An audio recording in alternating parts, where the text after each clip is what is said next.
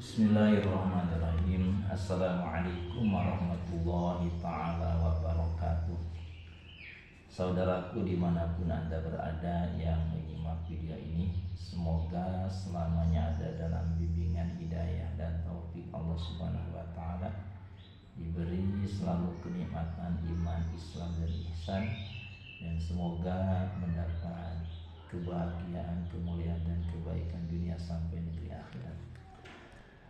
Pada kesempatan video ini akan melanjutkan ta'lim dari kitab Tanqihul Qaul, masih dalam judul Babul Awalu fi Fadilatil Ilmi wal Ulama'i.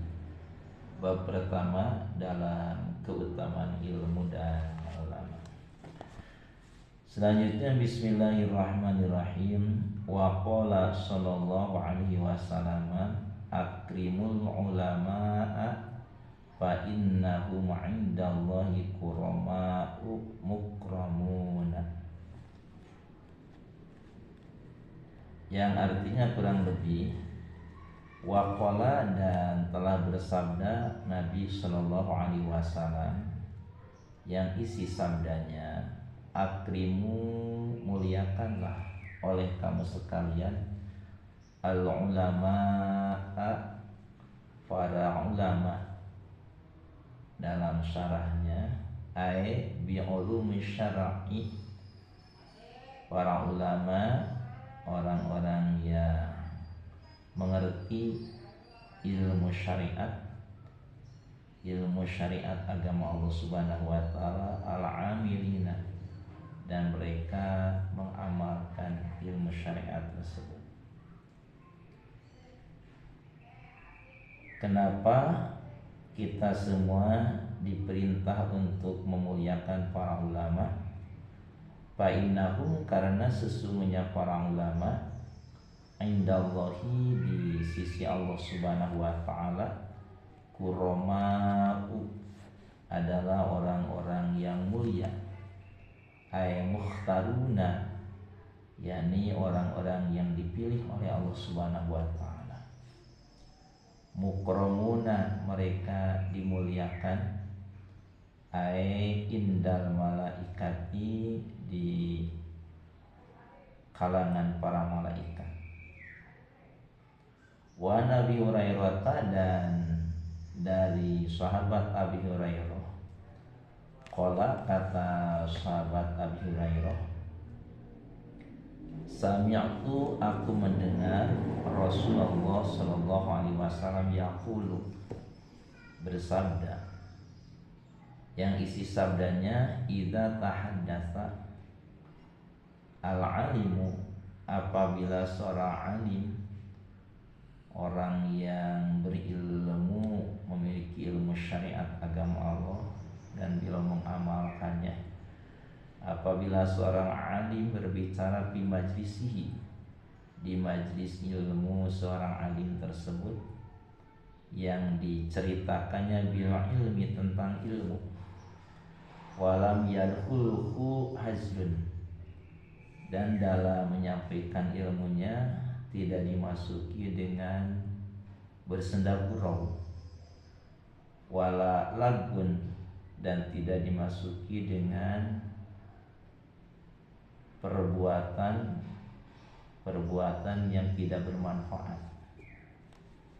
maka keutamaannya khalaqallahu ta'ala, Allah Ta'ala akan menciptakan min kulli kalimatin, dari setiap kalimat tolaat yang muncul kalimat tersebut, yang keluar min famihi, dari mulut alim tersebut, dijadikan oleh Allah malakan, seorang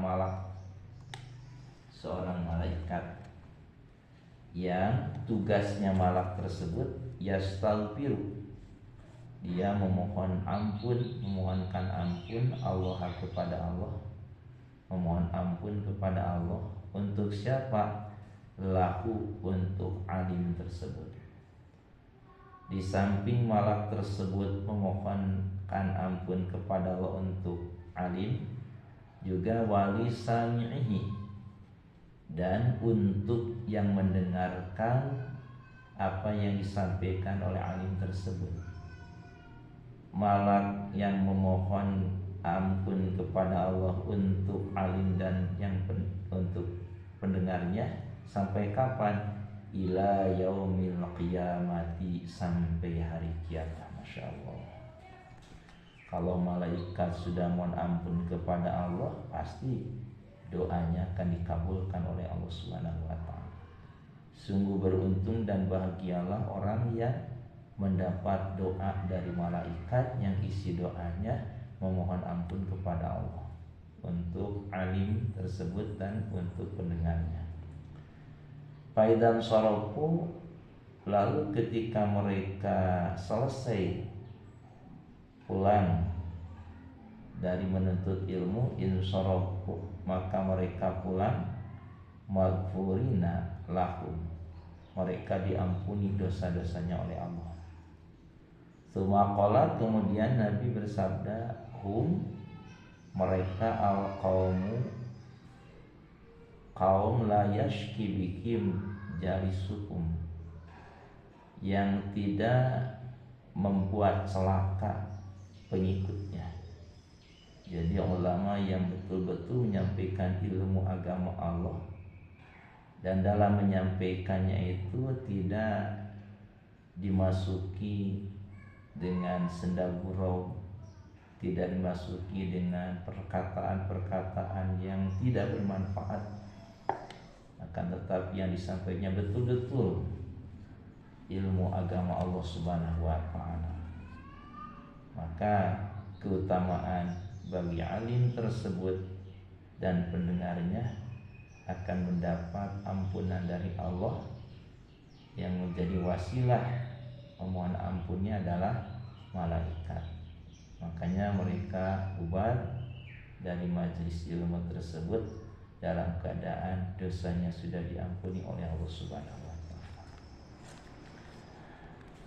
Hadirin yang dimuliakan oleh Allah Subhanahu wa taala, perlu kita memahami dan perlu kita paham tentang peran ulama dalam ajaran Islam.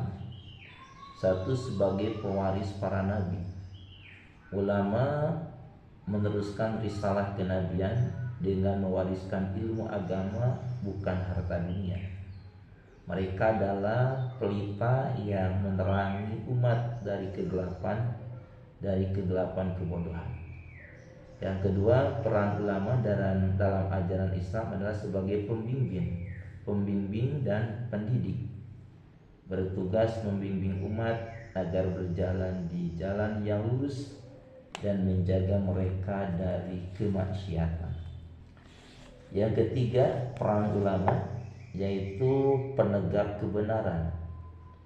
Berperan sebagai penegak kebenaran, menjaga tatanan sosial dan membimbing umat dari berbagai ancaman moral dan kejahatan. Yang keempat, peran ulama adalah sebagai agen perubahan sosial.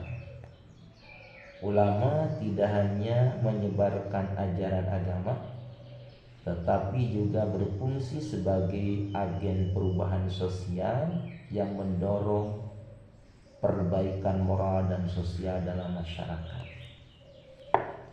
Juga peran ulama adalah sebagai penasihat dan mitra pemerintah. Ulama berperan sebagai penasihat dalam kehidupan sosial keagamaan, termasuk memberikan masukan dan kritik yang membangun kepada pemerintah demi kebaikan bersama, serta mengawal kebijakan yang berkaitan dengan syariat agama Allah. Juga yang keenam, peran ulama yaitu sebagai pengembang ilmu pengetahuan. Ulama memiliki tanggung jawab untuk mengajarkan ilmu agama Allah dan mengawal pelaksanaannya di masyarakat. Mereka juga harus beradaptasi